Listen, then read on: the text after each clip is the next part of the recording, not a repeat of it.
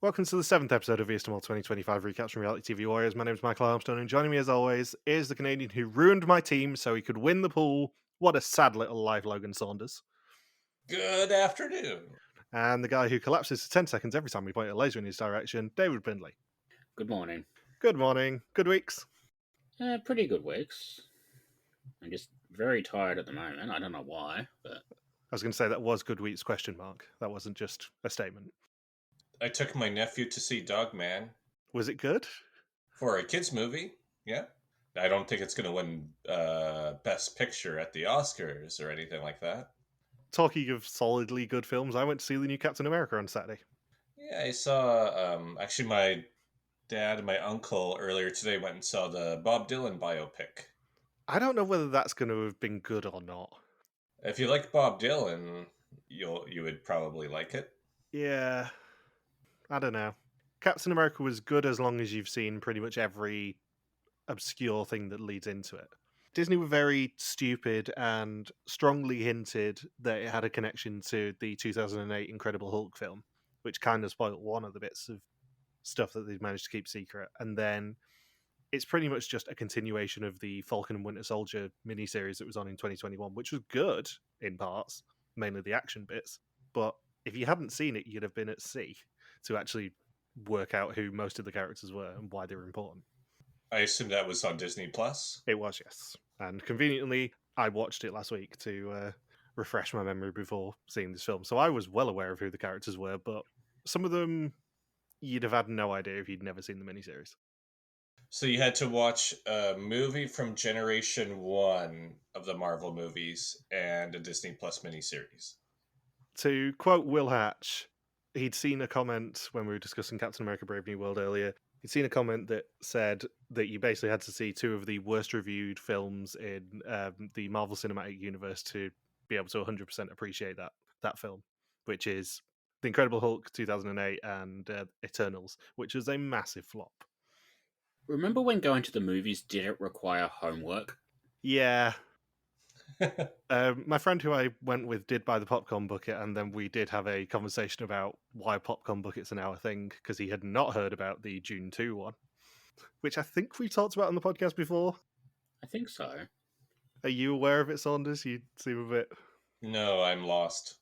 So, June 2 went internet famous for having a popcorn bucket in the shape of the sandworm that I believe the internet interpreted as being a homemade fleshlight. Gross. Yeah. You don't want to double fist the popcorn. And that then led on to the Deadpool and Wolverine ones of putting your hand in both of their mouths and all that sort of stuff. But yeah, the Captain America ones are very, very family friendly. And in fact, the one my friend bought was essentially a 10 to 15 litre trash can. So is the best way to describe it. It was absolutely massive. It's far larger than any popcorn bucket has any right to be. So anyway, we better talk about Vidum. Remember when we had such high hopes for this season and it wasn't just Vidum as usual? 2 weeks seems so long ago at this point. I was thinking about this last night. It just seemed like there was a disconnect this episode.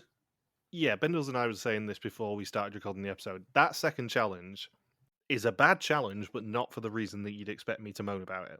Obviously, pot drain, utter bullshit with like 4 or 5 challenges left. It does now mean that episodes 8 and 9 are probably going to have ludicrous maximums, and it will really make me laugh as a result, though. What if it doesn't? Well, I think they're going to have to do ludicrous maximums, but they might also, trot out that twist from Oregon again, where like if you win, it doubles the pot. Yeah, I think that they would get a lot of backlash if that pot is not above like $8,500 in 2 weeks. Yeah. But what if it isn't? Well, the mole will just take a back seat. That's the downside of any of these pot drains, and that's partially the reason why I hate pot drains so much, is because the mole is forced to take a back seat. If you think back to Vidum 22, the reason that we don't love, well, one of the reasons we don't love Averon as a mole is because he knew he had that $5,000 coming off at the end, so he wasn't proactive as a result, and he couldn't be proactive as a result because he knew that $5,000 was going to get taken at the end of the season. The mole for these last 2 episodes is probably going to have to be a lot more passive because that ludicrous amount of money has come out of the pot. I was thinking too, like, because I mean, pot drains are, especially ever since Netmol 2, I think people have collectively just gotten tired of pot drains. Yeah. Just because it's so, now that there are so many seasons of them all out there that a lot of people have seen by now that's become a lot more accessible over the past couple of years or past few years for people to see the different versions. Not saying a huge percentage have seen all the versions, but I mean, specifically the Dutch viewership. Yeah. I was thinking pot drains just, I don't see too many places where people say, "Oh yeah, awesome, it's a pot drain challenge." It's not just like very specific people criticizing pot drains. It's just who wants a pot drain challenge at this point. Yeah, like I feel like challenges where you can sort of gain or lose a normal amount of money are fine. It's when you've got a challenge where you can't gain any money at all, and the whole goal of it is you've earned too much money. Let's just make an excuse to take $5,000 away from you. I think that's where we have the problem, and that's the challenge that sort of keeps coming up all the time. Yeah, and the other bit of this one is it's so late in the season that it just makes the previous 6.5 episodes completely pointless. Yeah. And I would add in that was something early Vidin would do, where it wasn't necessarily like specifically a pot drain like this. It was, okay, the pot's too high. Either you succeed at this challenge, win €5,000, or you lose, or we deduct €5,000. Where it's just, and it would be in a borderline impossible challenge where even before the challenge started, just by the criteria alone for success, that they were going to lose. And that these are challenges from over 20 years ago. Yeah. But this is even worse because it's not even, oh, you could win 5,000. It's just, you see the little display on the screen saying maximum number of euros you can earn, €0. That's your best case scenario. Worst case scenario, you lose everything in the pot, which in other seasons, even if Sam was still in, you could very well see the pot go down to €0. This is going to play into our discussion later in the episode when we actually do get to this challenge, but the problem that I have, I think, is there are no consequences and there are no ways for the team to stop it happening. Because if you compare it to the direct comparison we have is Oman, which obviously you haven't seen, Saunders, so I'll try and speak about it in vague terms. But I did kind of reference this last week. There was sort of a pot drain challenge in Oman, but it was entirely preventable. And it was entirely their own fault whether the pot drained or not, or whether they lost a significant amount of money or not. Because I seem to remember off the top of my head, they were taken into a tent and told that they could watch up to 3 contestant interviews, I think it was, maybe 4. However many they watched would cost an amount of money out of the pot. If collectively they lost €1,500 or more, then there would be a double elimination. But it was entirely by their own power how much money they lost, and also whether there was a double elimination or not. Yeah, they could have used that with the tablet for the videos when they're all being interviewed as to who the mole is. That could have been the pot drain. Was if you're watching those elevator videos, for each second you watch, maybe €1 gets deducted from the pot. They could have done the exact same twist just with the lift videos, because this season, as we know last week, filmed pretty much as Oman was airing. Oman started airing, I believe it's the 23rd of June, and that's pretty much when Rose's birthday is. So they would have been filming Cambodia at the exact same time. They could have just redone that twist in the mothership show, and it would have worked. And yet they chose not to. And that's where my problem lies with that challenge. Is it's not necessarily the pot drain, which is obviously bullshit. It's not necessarily the mole now having to take a back seat to even make it a passable pot, never mind a decent one. It's the fact that actually they had a brilliant idea of how to do a pot drain or taking money away from them if they get a bit too successful, but they chose not to do anything clever and instead just did a challenge that felt like it had a step or two missing at the end. Yeah, it's interesting that this is an episode where you've got them trying to be clever with this challenge, you've got them trying to be clever with the video, and yet the actual cleverest thing we get in this episode is in the last week on section, they showed that question about the Shining parody in the Dominican Republic, and then next week in the preview for next week, we get another Shining parody. Yeah. That second challenge just was not clever enough for me. No. So anyway, let's get into the episode and rattle through it, hopefully. Not do an hour and 40 recording like we did last week. I make no promises. Yeah, I'm going to cut you off at some points on this because I'm not doing 100 minutes of edit in 2 days like I did last week. Yeah, I don't have a 70 or 80 hour work week for once for the first time in about 5 weeks, so I've got all the time in the world. Yeah, I don't. Shut up and get on with it. Previously, the final 6 were allowed to explore Angkor Wat while trying to find people taking selfies to real-life photographers. When paired up for a quiz challenge celebrating 25 years of Vista Mall, Sam and Rose managed to dupe the rest to win prior knowledge of an upcoming assignment, while everyone received a massage. The execution, though, is a deeply unhappy ending for everyone watching, as Sam became the 5th person sent home. Did allude to it in that previously there, but I did go back and end up looking at the quiz segment again. And Rick's cards did have that they were celebrating 25 years of Vista Mall. They didn't specifically say it in the episode, but it was deliberately alluded to in his cue cards. Also, before we get started, I just want to say happy Groundhog Day to Daniel Peake. Yeah, happy Groundhog Day, Dan. Yeah. I know he was devastated we didn't celebrate it for him last week, but yeah, happy Groundhog Day, Dan. So we begin as we have all season with a briefing of the mole. Rick says, Don't underestimate the tension of your fellow candidates. Play the fanatic kandidaten. Write everything down in your mole book. Study along. Make sure you know what's going on in the game. And try to remember what you filled in on a test so you can talk about it. That is clever, yes. Also, happy Groundhog Day, Daniel Peake. And the episode title is The Right Attention, leaving only 2 steps of the Noble Eightfold Path left. And I did have, at this point, that I am very much looking forward to Sam coming back as a stowaway candidate. So they are still in Siem Reap on day 13, and we get an extended scene of Micah working out for some reason, and they're told that they have to pack their suitcases despite the fact they are not moving on just yet. And we get a flashback to a reminder of Ray staying at the old international airport, and Rose is the only one with prior knowledge left after Sam and Ray both had red screens. Also, something I did want to point out, did you spot Stein's leg? No, I wasn't giving that the right attention. Only in the group photo where like everyone else looks really short compared to him because he's like a foot taller than all of the other Dutch people. He was really bandaged in this episode. It was really visible anytime he was on the screen. He had a massive bandage on one of his legs. Huh. Like halfway down one of his legs. I think he must have had an injury or something in the last episode. He didn't get like a tattoo that looked like Clace's shirt, did it? Quite possibly. He might have just got a tattoo saying, I'm the mole. And they drive down the runway to meet Rick by 2 luggage trucks. And if Rick hadn't already had a banner this season, he probably would have been a front runner just for him folding his arms on the runway like he's pretending to be Gilles de Costa.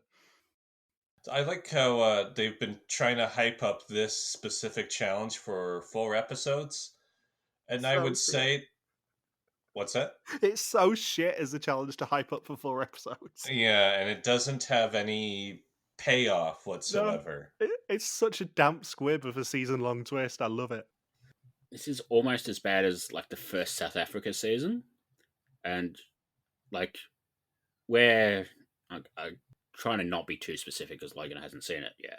But basically the whole twist is sort of around episode 3, episode 4. They start giving them these little... like the sealed tubes, you know, like how old mole seasons used to do that. I'll keep the tubes sealed, and later on we'll develop them into a photo. Oh, okay. Yeah, so they gave them a few tubes like episode 3, episode 4, somewhere around there, and then made them hold onto it until about episode 7. And then the first challenge that they've been building up all season was turn this room into a dark room and develop the photos yourselves. Like that was the entire challenge. And my favourite little wrinkle of that is in the challenge where they have to decide whether someone returns or not. That person gets more photo tubes to bribe them with. But I was a bit surprised, thinking, okay, trust the producers here that this challenge is going to have a big payoff, and then it's just the most disjointed, chaotic challenge that you can't really follow when they only earn 300 euros. And it succeeds with the person having information about the challenge, about achieving their objective, but we only get about, in a 66-minute episode, we only get about 15 seconds of them watching the videos, and then we just move on, and it's never spoken of again for the rest of this very, very drawn out episode. It ends up becoming the most insignificant thing that happens just within this episode alone. And I think you could argue it's the most insignificant scene from the entire season. So they spend however many minutes all season long constantly referring to this twist. And then we get to the moment where the person gets to watch the videos, and we get one confessional, two confessionals about it, and that's it. And then it's never spoken of again. And she's like, yeah, that was nice, but I couldn't get any information from it. Yeah. And the thing is, I hate to say I told you so, but if you think back to episode 1, we saw some of those scenes, and I said, you're going to get nothing out of that because the mole will have been briefed. Yeah. Rose got nothing out of it. It was pointless. Yeah. And going back to what the theme of this episode ends up being, there was really no consequences for her getting the tablet. Like, if you get an advantage like that, it's usually at the expense of the team earning money. Yeah. Unless the tablet was one of the requirements, there was no consequence to her getting the tablet. It was just, oh yeah, you get a tablet, have fun. Oh yeah. Oh, and we're adding 300 euros to the pot, which will make it seem like you did something terrible to get this tablet. But hey, in about 10 minutes from now, you're about to lose 5,000, so who cares? Yeah. This whole challenge kind of felt like we know they've talked to Gilles and the Belgian producers. It kind of feels like they've sort of worked with the Belgian philosophy of sort of come up with the sight gag and then work backwards from that. And I think this whole challenge was built around that visual of them crawling through the luggage gate thing. And then they sort of didn't know what to do before that, and they didn't know what to do after that. So before it, we get, tedious laser tag game number 27 or whatever it is we're up to. And then after that, it's basically just match the items to the person. And I don't think either of those parts works on its own, but they definitely don't work together. My favourite thing is casting our minds back to the cave laser tag challenge. Mm-hmm. People are still not really getting the opportunity to go, woo, laser tag, we finally made it to laser tag. It's just kind of tacked on as a mini challenge to half of 2 other challenges this season, which I'm very much appreciate, because the insistence on, woo, we made it to laser tag is incredibly tedious. Yeah. But it's just hilarious that there is, for once in Vidum, absolutely no lampshading towards laser tag. It's just, oh yeah, it's tacked onto 2 more challenges. Yeah. And I don't mind that if they're going to do it, it's just another challenge. But also, I think they kind of need to stop defaulting to it when they can't think of anything else. Yeah. It's the same sort of thing with Path of Temptation, which they were doing every season for a while there. We haven't really seen it for about 5 years now. Not in its proper form. Yeah. Turned up in China, turned up twice in Renaissance, and then Jerome ruined it. You could probably argue that maybe the bus thing in Czechia was a Path of Temptation, but I think that was really the last one. Yeah. Because they didn't really do it in Albania. They definitely haven't done it the last 2 years because they've been trying to move away from, the old format. I kind of just wish they would maybe give the laser tag a rest for 1 season, maybe 2, and just sort of come up with something really interesting to do instead. Yeah, I wonder whether there is an element of they didn't want to change everything at once. Yeah. So that's why we get a pot drain, albeit very late in this season. That's why we get laser tag tacked onto 2 other challenges. I wonder whether as time goes by, they'll get rid of... I mean, I hope they get rid of pot drains, because fundamentally they work against the mole. Yeah. But I wonder whether over time they're going to try new stuff, but they don't want to risk losing all their audience by doing a massive gear shift, which is why Oman, which was arguably a massive gear shift in a lot of ways, was straight onto the streaming platform. And Oman seemed to have been received reasonably well. Oh, it's received incredibly well. The fans loved it. Yeah, compared to South Africa, which was a big gear shift from Albania. Yeah. And, people watched it, but everybody hated it. No, I just saw somebody say that the second South Africa season is one of their favorites from the past few years. They're wrong. Yeah. I just saw that comment. I can't remember, but it was on Discord yesterday. Yeah, like I've seen 50, maybe 60 mole seasons at this point. It is my least favorite still. Yeah, I just think, especially with such a strong start to this season, they didn't need to do a lot of this shit in this episode. Yeah. They didn't really need to do a lot of this shit in last week's episode either, but I gave them a pass because it was fundamentally still fairly entertaining. This week was not.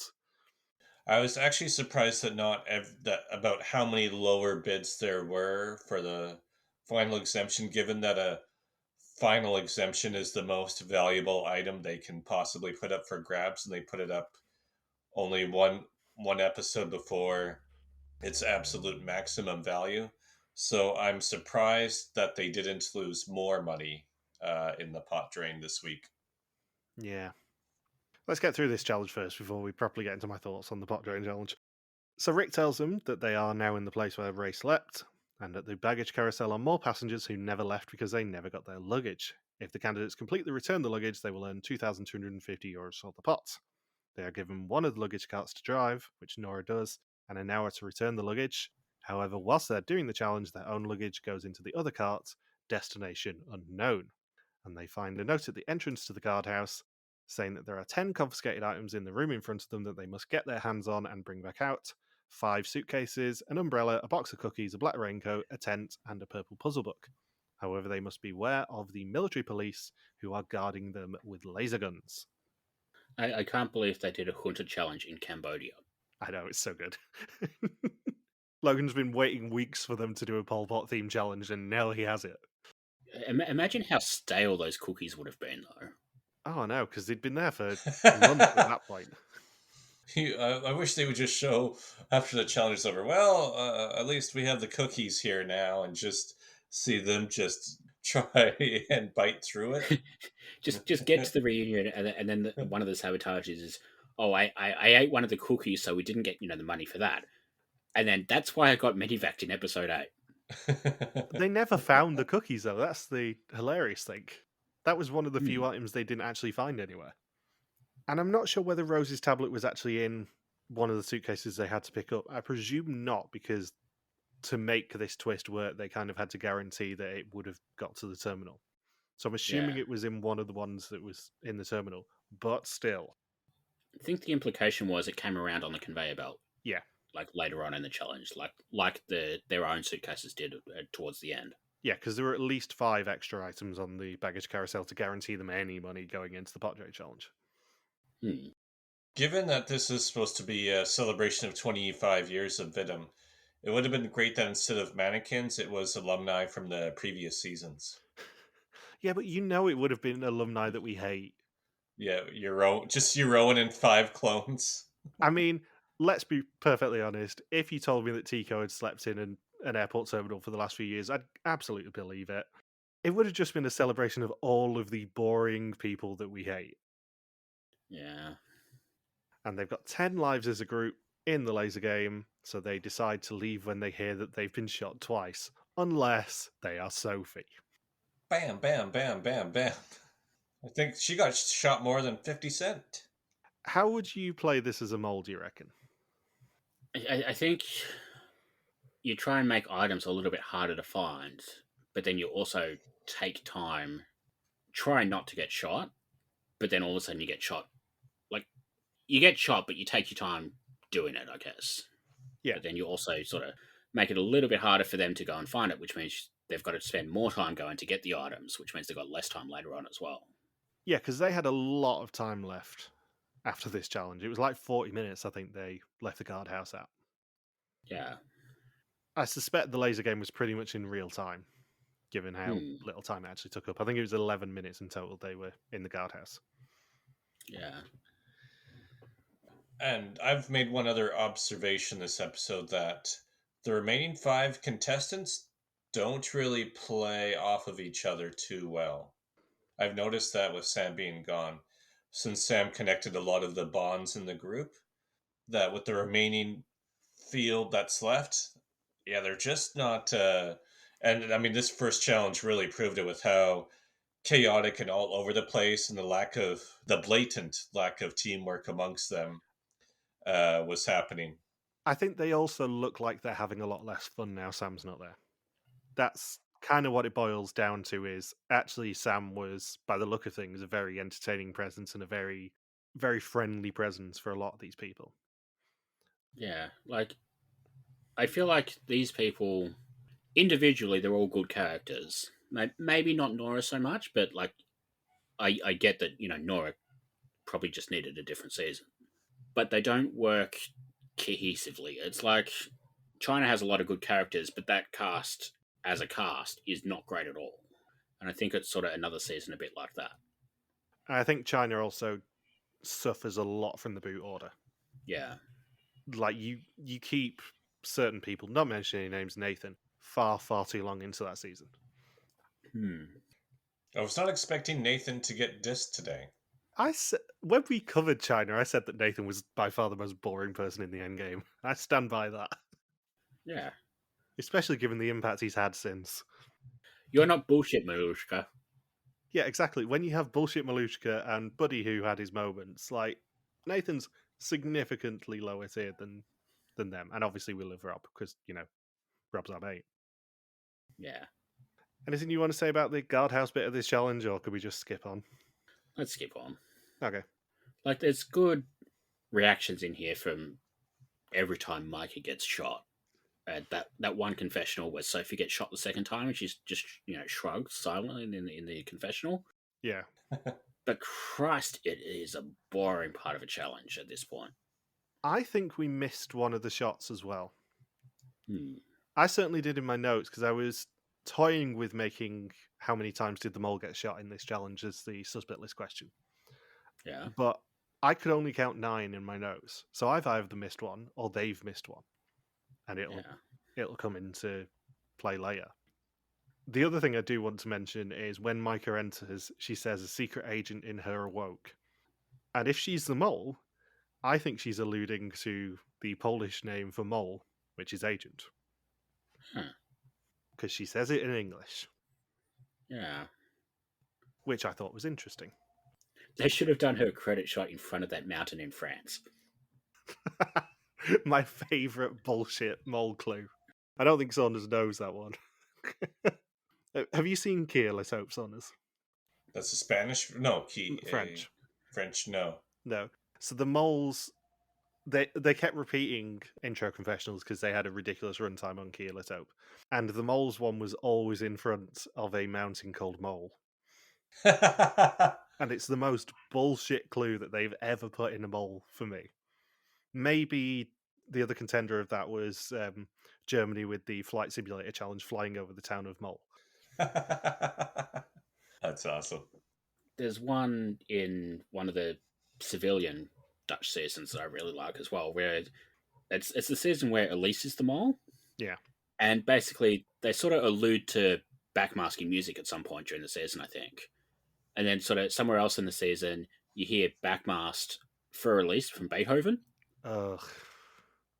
Yeah. And, like, it's just such a ridiculous clue that it kind of works. It's much better than, like, Australia's version of a quote-unquote clever clue of just not putting the mole in the credits at all 1 week. Or the other Australian one, hiding the mole's name in the word undermine. Ugh. So they enter the compound with 39 minutes left on the clock, and Sophie spots that some of the suitcases they picked up came from Bangkok, while others came from Ho Chi Minh City. And they get to the luggage belt and find another note telling them to put their suitcases that they found at the laser game on the belt and then crawl through there themselves to enter the baggage hall. Then they must match the luggage to the passenger for €150 per correct item, and Stein says that they would be arrested at Schiphol for doing that. Stein also had another confessional where he tries to explain the challenge and says, do you still get it? And I'm thinking, yeah, if one of the confessionals is saying that this challenge is too confusing to understand, might not be the best challenge. Yeah. I know I've mentioned earlier in this season the Dutch version of the Genius when we were talking about the Snakes and Ladders thing. But that used to do this all the time as well. It sort of thought the games were a little bit too complex for like the casual viewer to understand. So they kept doing the narration with like, "Do you understand this yet?" and like all of that sort of stuff. And it kind of felt like they were doing that. But it's like, if you get to that point, just make the challenges a little bit simpler. Or at least easier to follow. Yeah. Because this reminds me of what they do now with the American version of Survivor, now that they do not only 90-minute episodes, but now one day, one challenge has to cover the 90 minutes. So now it's essentially 2 challenges combined into one, at least twice a season in Survivor now. And this is what it reminded me of, is that because they had 66 minutes of running time and only 2 challenges planned, that the first challenge was essentially 2 massive parts to it and just overly complicated for no real reason at all, especially when there's also the tablet part that they really want this big payoff for is also amongst this very multi-layered challenge with all of these different goals. And then the only payoff that comes out of all of it is not only just the joke about Roos only having 1 or 2 confessionals about watching what was on the tablet, but only 300 euros earned. It's just, you have this epic, overly complicated challenge that just is tough to follow, and we don't get anything out of it at all.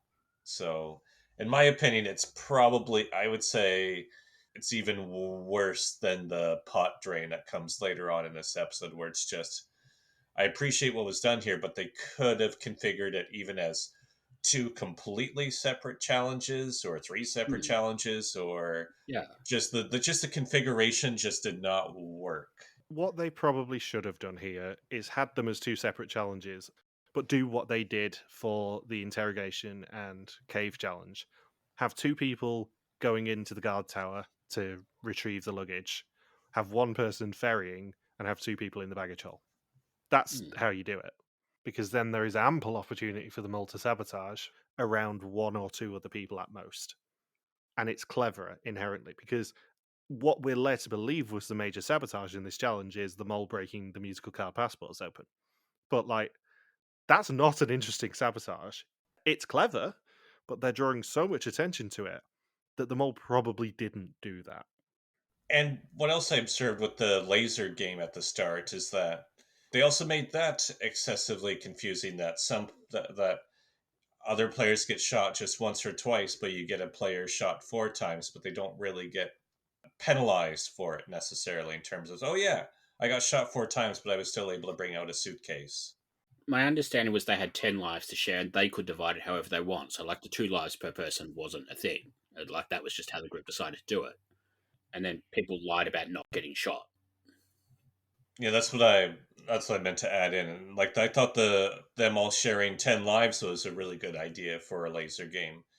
But it's just specifying this whole, if you have 2 lives, you have to exit, or whatever the hell the stipulation was. I was thinking, if they just didn't have the whole 2 lives bit thrown in, given that was clearly not really held to during the challenge, they could have just as easily just said, oh, you have 10 lives total, and that would have been good enough for the challenge. And then, with 10 minutes to go, we find out there's another rule that they have to collect their own luggage and leave with it before the end of the time limit, otherwise they get nothing. Like, surely you tell us that before you let the contestants tell us that. It almost needs more inspiration from Belgia and actually having graphics to explain the challenge. Yeah. But, yeah, there's a kernel of a good challenge in this one, I think. There is not the kernel of a good challenge in the next one. No. Like, I think the next one is close to being a good challenge. It's just they misfired. This one, I think, at least has the elements of a good challenge that just sort of don't play out the way they wanted. Yeah. I also have a feeling with how chaotic it was in the terminal.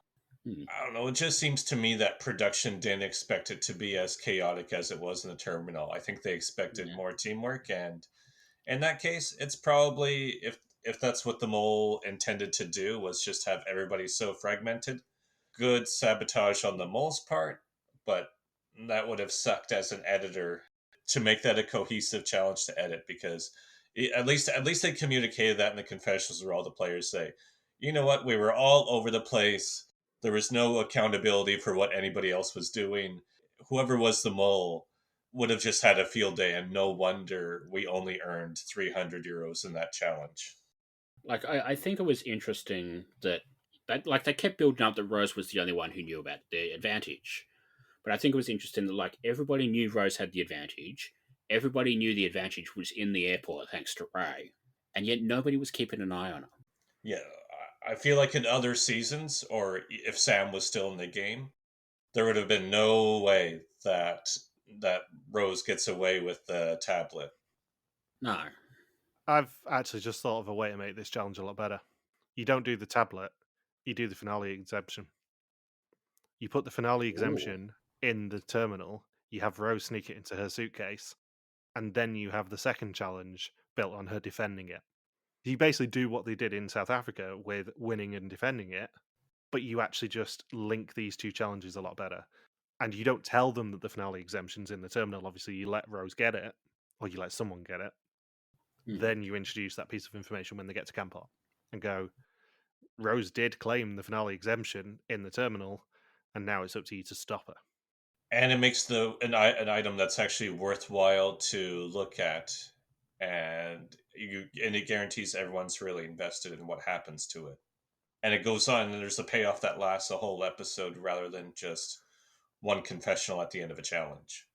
Because the second challenge has absolutely no consequences to it for pretty much the rest of them, and the first challenge has no stakes.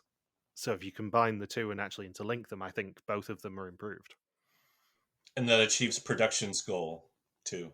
Yeah, I think the biggest stakes we get out of the luggage challenge is the implication that if they don't get their own luggage out of the airport, then they lose their luggage. And like it's been years and years and years since they did some sort of challenge where they lose their luggage. I think the last one was Mexico, El Salvador, with the Horace in the hotel room. Oh yeah. And like they used to do that sort of once a season as well.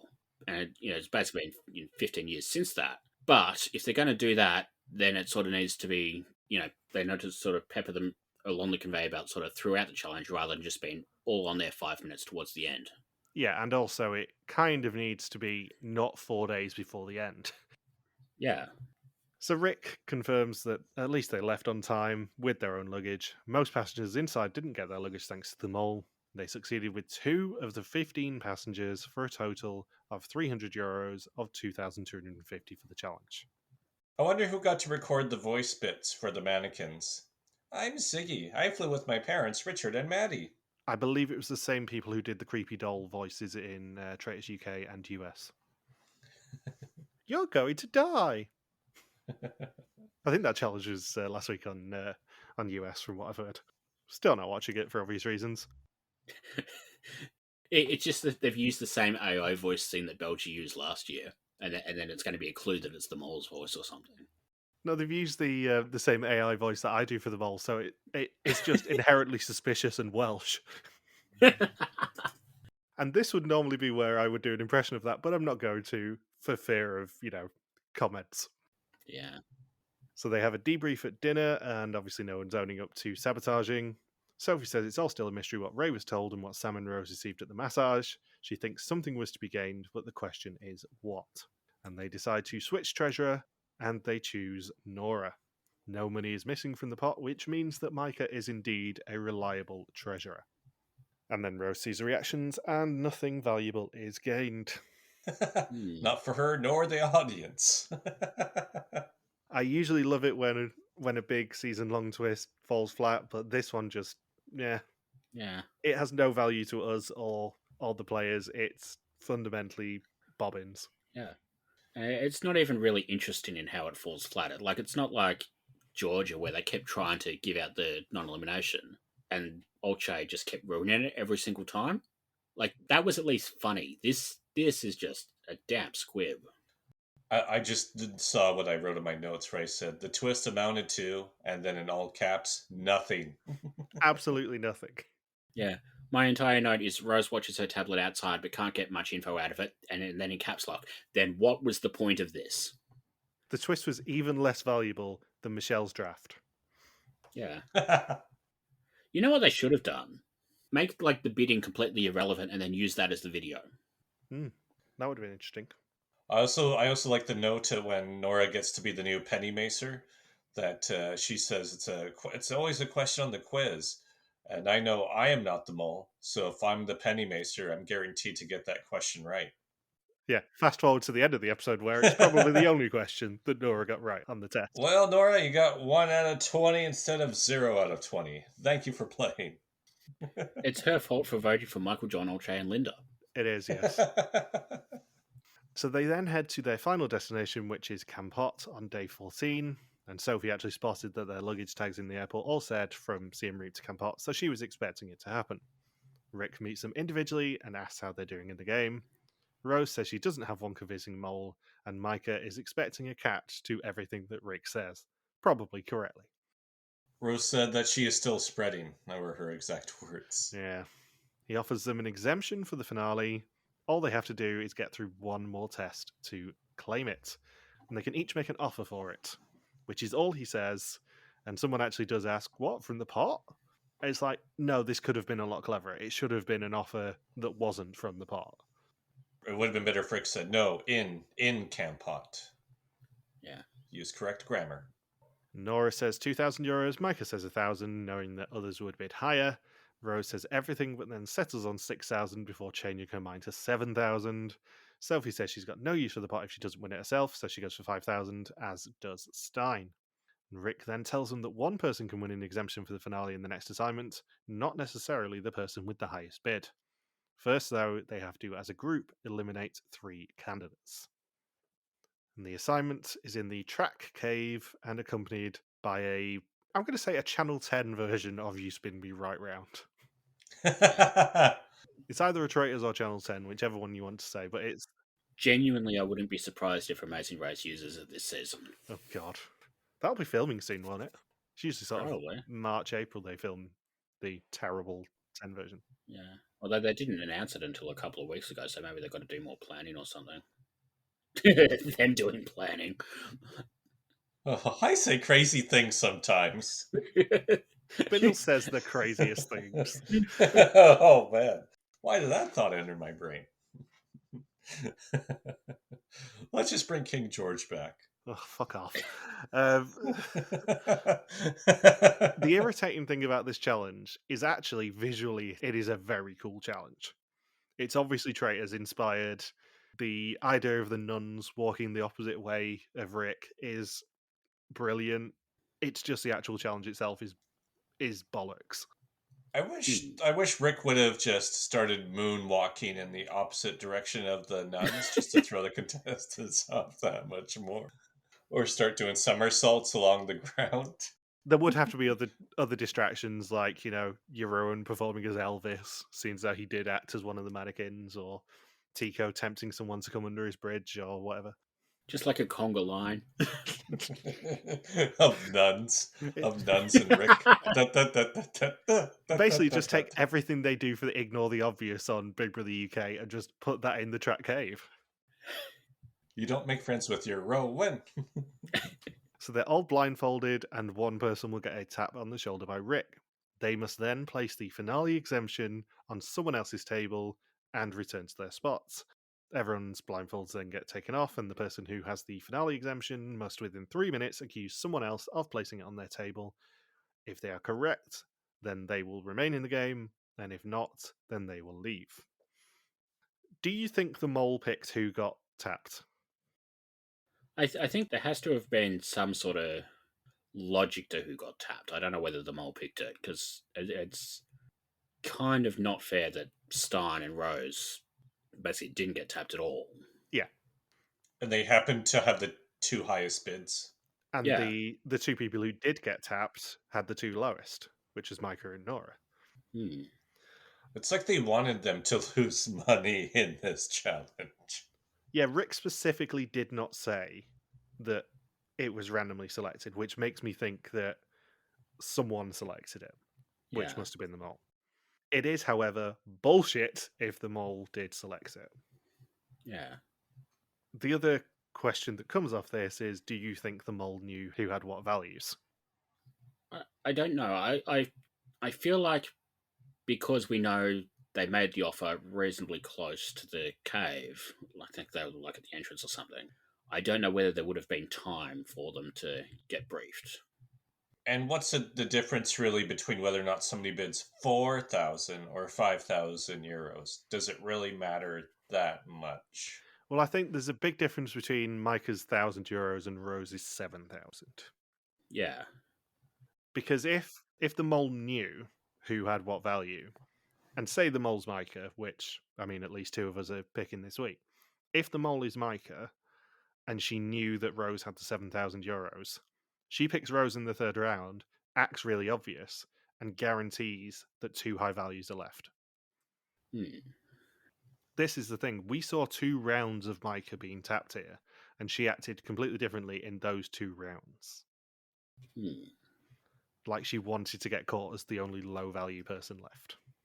That ridiculous grin and smile at on her second round of play. Yeah, this is what I mean. Like, if she is the mole and if she knew who had what value, then it's horse shit that she was given all that information. Since when did the finale exemption get referred to as the white exemption? That goes back a few years. Yeah. Because the 3 colours of exemptions are white, green, and black. And they always have been. But yeah, that goes back years and years and years. I think the first white one was Nicaragua. Was that a white one that Patrick found in the mangroves? It definitely wasn't always white. It was like some sort of change around that time. It was definitely referred to as the white exemption in Czechia. Because I remember Splinter and his ever-changing names referring to it as the white exemption. But it's been a fair while that it's been referred to as the white exemption. Because they deliberately delineate it from the normal exemptions. In fact, it probably goes back at least as far as South Africa, because there has to be a delineation between an exemption up to finale and a normal green exemption. Because if you win an exemption officially for the finale at Final 5, then there has to be a delineation of that between that and one that you just win to get you to the Final 4. Yeah. So Micah's tapped first, and she places the exemption on Sophie's table, suspecting Rose is the mole and that Sophie will be her main competition. She gets 3 minutes to accuse someone and accuses Stein incorrectly. She gone. She is.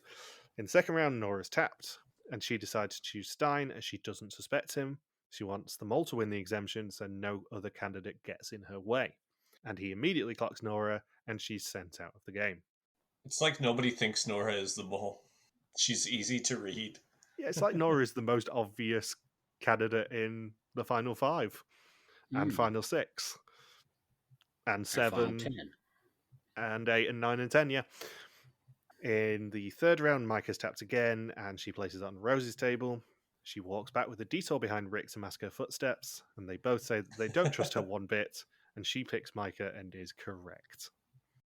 The eliminated 3 then find 2 boxes, one containing the exemption for the finale and one containing absolutely nothing. They will choose who will get control in a game of finale exemption carrot in a box. Whoever wins the exemption will cost the group whatever they bid. I think Stein might be the first reality TV contestant to swear on his own grave as opposed to anybody else's grave. What do you swear on? I swear on myself.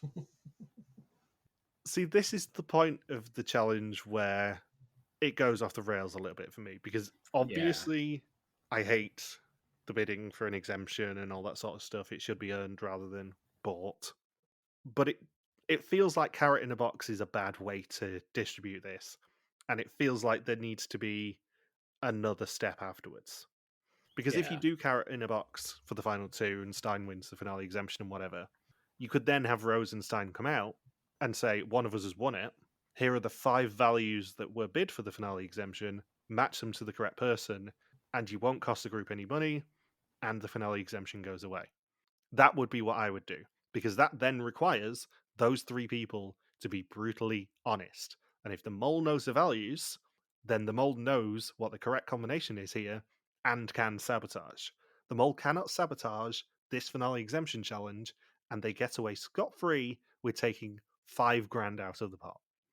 Rosenstein sounds like a great Dutch version of Frankenstein. It sounds like a composer. I know we've said a few times this season that some of these challenges don't feel like mole challenges. This challenge, on the surface of it, should feel like a mole challenge. It's beautifully themed, it has the exemption for the finale, it has the pot drain, everything that we've come to expect and eye roll at the mole now. But fundamentally, this is not a mole challenge because the mole cannot sabotage. Hmm.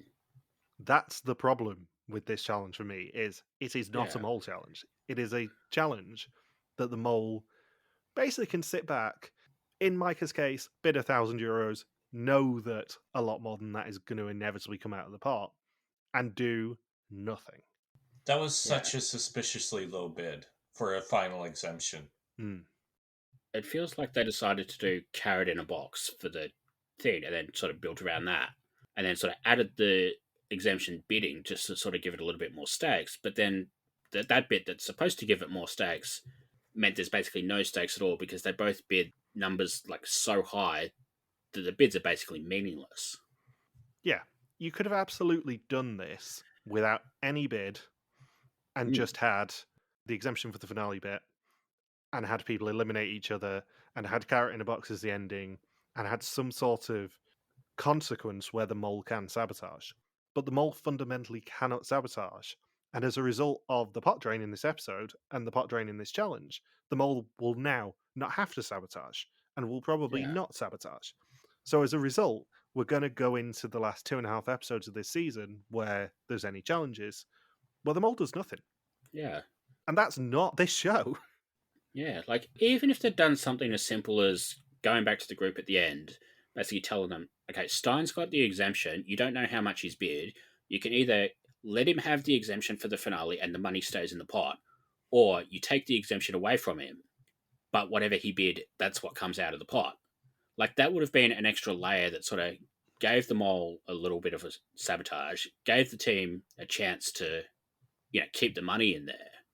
But it also would have made this feel a little bit more like a mole challenge. Rather than just, whatever happens, you're losing 5 or 7K. Yeah. And going back to your point at the start of the episode when we did start talking about this, Saunders, because this is flashing on screen as maximum €0, and going back a few weeks, I hate the fact that they're spoiling consequences or lack thereof. But if you put, say, $2,000 at stake on this and said at the end, even for those final 3, match the 5 values to the 5 people correctly, you win €2,000 no matter what comes out the pot. It lessens the pot drain, which is good because you don't want a pot drain having such an impact with probably 4 challenges to go in the season. Yeah, or even make it, if you end up giving Stein the exemption and he is unable to trick Roos, then whatever he bid is what goes into the pot. Yeah. This challenge just does not have consequences for either the team or the mole. The mole does not have to sabotage. The mole now will not probably sabotage for the rest of the season. And the team, A, don't know what game they're playing, and B, are now completely on the back foot. Because pot drains, in theory, should be an absolute boon for the mole. But they're not, because they then force the mole to, especially when it's a large one like this, play a lot more conservatively than they would or should. And that's the problem with pot drains. It's not necessarily them being cheap and reducing the pot to €3,500 or whatever it ends up at the end of this episode. It's the fact that the mole does not have to mole and probably will not mole after this challenge. Yeah. Next challenge, Rick says, all right, you have to retrieve these items. For each item you retrieve, we'll put it €500 into the pot for a maximum of €10,000 that this challenge is worth. The only way that they can actually make it so the mole probably has to sabotage again is do a ludicrous challenge next week. If they do a ludicrous challenge where they gain like €7,000, then the mole has the impetus to sabotage again. But if we're sitting here next week and talking about them gaining €2,000, they're probably gonna have to have a pretty much mole-free finale, which is not something we want to have to talk about. I wonder how quickly they can fly Dennis out to Cambodia.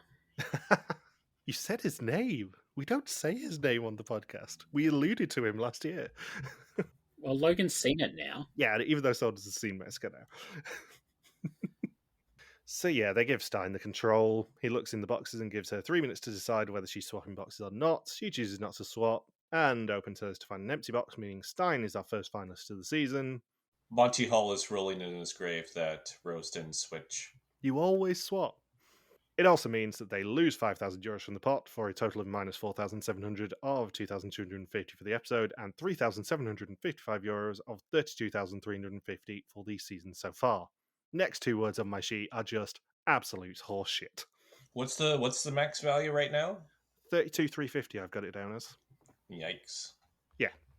And after the challenge, Rose and Sophie both lie about how much they bid, both claiming they only bid 2,000 euros. And then the quiz exposes them. Yes. Yeah. On which subject, the suspect list question this week is how much did the mole bid for the finale exemption?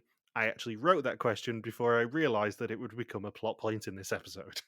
Because I knew they'd put it in the test. I didn't realise that they would actually draw so much attention to it in the end. How would you feel if Stein turns out to be the mole after this episode? Well, that is the big question. Because I think he's probably my big hope on my team to be the mole at this point. I think it would put a massive asterisk on his behaviour as the mole.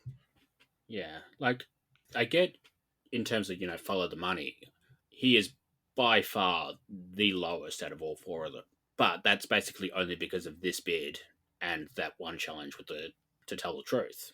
Like, the rest of the time, he's actually been doing reasonably well. But, like, Rose is the highest, and then Sophie. Micah is sort of probably about 400 euros under them and only just ahead of Stein. But, like, Micah's losses are a little bit more consistent, where Stein's is basically two big sabotages. Yeah, the other thing is, I don't think the mole would want to be in that final two. Yeah. The mole would want the control of the boxes, and especially if they know at least what values are in play.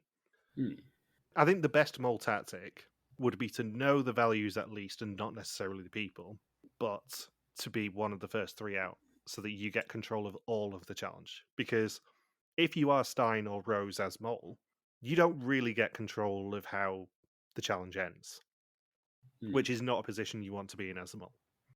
Arguably, you don't get much control over how it ends if you're in the first three either, but at least you can push the other two towards picking the person with the highest to be in control or whatever.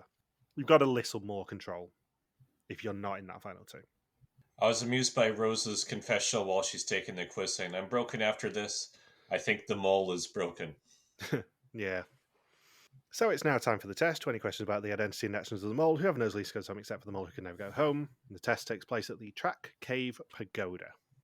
Sophie says there's only one finale exemption and 4 others who want to be there, with only 2 spots, and one of those is going to go to the mole. Stein bid the same as she did, but she thought that was a lot. However, the values are on the test, and she selects 2,000 euros. Stein spots 7,000 euros as a bid. He first thought Sophie was responsible, but then Rose, and Micah gets away with everything despite being a great person. She absolutely could have done that. I should note that if they knew that Rose bid 7,000, I bet everyone likely rules her out as the mole because of that bid. Because it's like, why would the mole bid 7,000?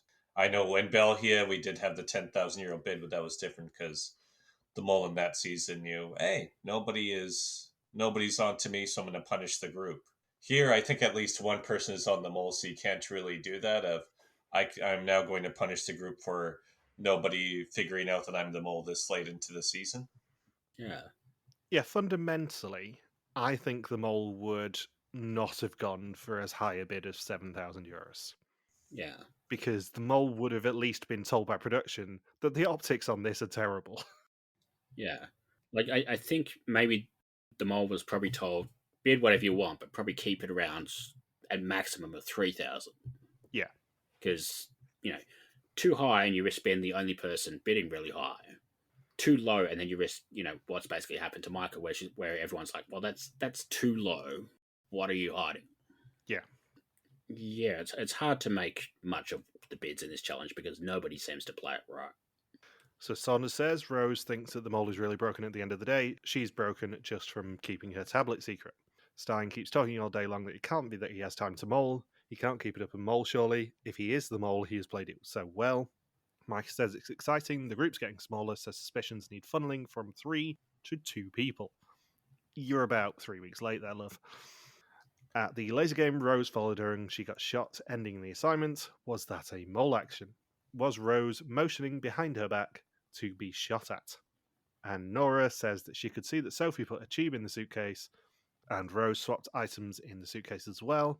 Stein wasn't focused and Micah seemed a bit lost, and basically everyone could be the mole. Rick reminds them that until they see the bigger picture, the chances are that they will remain in the dark. It's what he told them in episode 1, and to find the mole, they have to see the bigger picture, the pattern of sabotage. Maybe it will be clearer after someone else goes home. See the bigger picture. That seems like a clue. Oh God, is the mole's portrait on the back of the money again? They would have told us, I think, by now, if that was the case. Yeah. Stein has an exemption for the finale, but Rose's screen is the one that's going to be shown first. Her screen is green, Sophie's up second and hers is also green. They then choose Stein, and his is also green, confirming him as the first finalist. I really wish he was executed here. That would have been fantastic for this episode. As much as obviously he's my main hope to do a three-peat, yeah, it's always entertaining when someone wins an exemption for the finale at Final 5 and then goes. And my next note on that note is just Sodders is so fucked. Only Logan's team, Micah and Nora, remain. Nora's is the fourth to be typed in, and it is red, leaving me now with a guaranteed 2 finalists. And even in this episode, Nora was by far the most under-edited out of all 5 contestants. Yep. Did we even bring her up once other than her being the treasurer this whole past hour? No, I don't think. We definitely talked about Rose. We definitely talked about Sophie a bit. No. Obviously Stein and Micah. The main thing she did in this episode was drive the luggage truck. And that was mostly because she saw it and wanted to be like, fast car, go wee, all the way down the runway. Yeah. I mean, I can't begrudge her that. I would have done the exact same thing. Yeah. It looked fun. But Nora was a person on this season. And then Micah proceeds to call Stein a mean motherfucker. Yeah. I mean, fair. And then for about the 100th time this episode, it's hashtag Stein with the girls. Yep. And she says that she gambled too much on one person. It was becoming increasingly clearer, but she might have been wrong or just too slow. It was fantastic from minute 1. And she wills the pot to Sophie as the person that she trusts the most. It's just hilarious that her clips in this are the haunted house, where she was barely shown, and the sugar machine, where she was like a background figure at best. Yeah. I like how this season seems to have the record for most players who knew going all in on one person is a bad mole strategy, but they did it anyway because of their confidence. Because we've had Gabriel go home because of that. Sam went home because of that. Bridget went home because of that. And now we know Nora went home because of that. They all went all in on one person. That's pretty impressive for Vidum this many seasons in, especially when players knew while they were doing that, this is a bad strategy, but I am certain this person is the mole, and went through with it anyway. And all 4 of them clearly ended up being on the wrong mole. So I'm curious, did all 4 of them get fooled by the same decoy mole, essentially? Because that would be interesting to find out if there was just one player. If it's like Ruben in Vidum, Georgia, where there was just one player who wasn't even the mole, that just attracted so much suspicion that everybody just ruined their own strategies because of it. If it is, we've basically come full circle since the first Australian mole, where somehow, out of 7 people who got eliminated, 5 of them were on the winner. So next time, there is another chance at a haunted hotel challenge. Stein sees a snake, they carry baskets, and Rose is trusted even less than she was before. And then gets trapped inside a shower to have a mental breakdown. Yeah, I'm calling it now. There's not going to be many better visuals next week, I don't think, than Rose being trapped in the shower screaming. Next week looks great. Yeah. Back to some normalcy. I'm lowering my expectations after the past couple of weeks, I'll be honest. Yeah. On the pool with Nora going home, Logan is down to just Micah, who he cruelly stole last week. And a season with Pol Pot references, that's the most cruel thing to happen. Yeah. I've still not forgiven you. Or forgotten. I now have 2 guaranteed finalists, one of whom will at least be Stein, with the potential of my first ever Vidum clean sweep if Rose and Sophie get green screens next week. On First Suspicions, 4 people, Sandra, Mateus, Julian and Reed, all had Nora in 10th, while 8 people, Matt, Walter, Femke, Fuzzy, Jack, James, the Dutch Public, and yours truly, all had her in 9th. On the other end of the scale, Alan compounds his bottom placing from last week by losing his First Suspicion. Unsurprisingly, Alan is still bringing up the rear on First Suspicions with a score of 29, where the maximum is 34. On the other end of the scale, we have a new leader, well, 3, as Fuzzy and James join me in the winner's circle with a score of 13.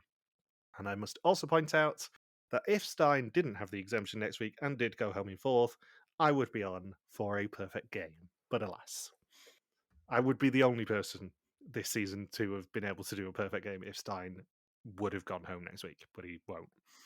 And it would have led to an all-female final 3. It would, which is very rare.